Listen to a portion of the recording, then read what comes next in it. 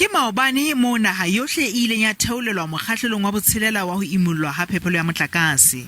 It's a setback for every one of us versus a black poor people. It's really very bad, I must say. Someone with health issues. It's really affecting me deeply because we know that this could have been preventable. Khosatu iri hua phoqa ibile ha ho molemong wa ba lefa lekgetho hore ebe ba iphumana ba tobane le mathata a tjena.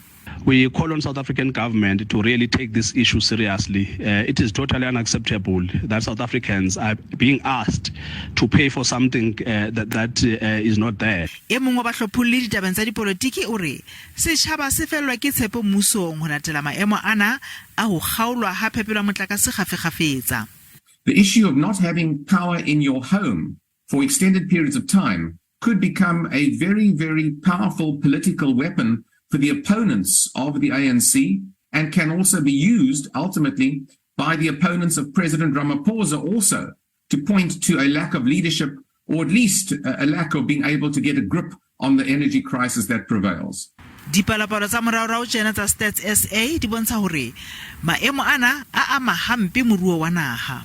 South Africa is in 2022 on course for its worst levels of load shedding in well more than a decade. It has a very, very serious impact on job creation, on trying to turn around this economy. So the whole program of government around reconstruction and renewal is up in the air at this point in time. Eskom iri ho bile le ho robeha ha di-generatara dibakeng tse mmalwa tsa ho fehla motlakase, dibekeng tse mmalwa tse fetileng, le kgaello ya matlole ho reka disele.